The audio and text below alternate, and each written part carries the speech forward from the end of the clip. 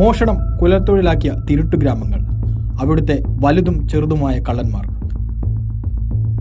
തമിഴ്നാട് സർക്കാരിനെ ഇത്രയേറെ വട്ടം ചുറ്റിച്ച മറ്റൊരു സംഭവം ഈ അടുത്ത കാലത്തൊന്നും ഉണ്ടായിട്ടില്ലെന്ന് തന്നെ പറയാം. എത്ര പ്രതിരോധം തീർത്തിട്ടും പോലീസിനെയും സർക്കാരിനെയും വെല്ലുവിളിച്ചുകൊണ്ട് അവർ നിരുപാധികം തങ്ങളുടെ കുലത്തൊഴിൽ തുടർന്നുകൊണ്ടേയിരുന്നു. തമിഴ്നാട് പോലീസ് പിടിമുറുക്കുമെന്ന അവസ്ഥയായപ്പോൾ അവർ പല സംഘങ്ങളായി രാജ്യത്തിന്റെ പല ഭാഗത്തേക്കും വ്യാപിച്ചു. എപ്പോഴും മാരകായുധങ്ങളുമായി നടക്കുന്ന ഇവരെ തമിഴ്നാട് ഇന്റലിജൻസ് ആണ് കുറുബ സംഘം എന്ന് ആദ്യമായി വിളിക്കുന്നത്. മോഷണം നടത്താൻ ഉദ്ദേശിക്കുന്ന സ്ഥലത്ത് പകലൊക്കെ വെറുതെ കറങ്ങി നടക്കും. അടഞ്ഞുകിടക്കുന്നതും ആളനക്കം കുറവായതുമായ വീടുകൾ നോക്കിവെക്കും. ഇരുട്ട് വീണാൽ പിന്നെ മോഷണത്തിനിറങ്ങുകയായി. ദേഹത്തൊക്കെ എണ്ണയും കരിയും തേച്ച് മുഖം മറച്ച് ടാർഗറ്റ് ചെയ്തു വെച്ച വീടുകൾക്ക് പുറകിലെത്തും.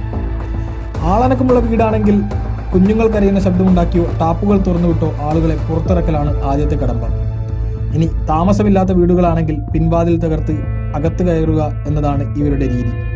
മോഷണത്തിനിടയിൽ പിടിക്കപ്പെട്ടാൽ രക്ഷപ്പെടാനായി മാരകായുധങ്ങളും ഇവർ കരുതിയിട്ടുണ്ടാവും.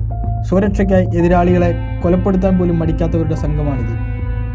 100 പേരടങ്ങുന്ന ഒരു സംഘം ട്രെയിൻ മാർഗം ഒരു സംസ്ഥാനത്തേക്ക് വരുന്നു. അവർ 3 പേരടങ്ങുന്ന ചെറു സംഘങ്ങളായി പിരിഞ്ഞ് മോഷണത്തിനിറങ്ങുന്നു. ഇത്തരമൊരു സംഘം തന്നെയാണ് കേരളത്തിലെത്തിയത്. മണ്ണഞ്ചേരിയിലും പരിസര പ്രദേശത്തും ഭീതി പടർത്തിയ ഈ സംഘത്തെ കൃത്യമായ ആസൂത്രണത്തിലൂടെയാണ് നമ്മളിപ്പോൾ നിൽക്കുന്ന മരട് കുണ്ടന്നൂർ ഭാഗത്തെ പാലത്തിനടിയിൽ നിന്ന് കേരള പോലീസ് അറസ്റ്റ് ചെയ്തത്.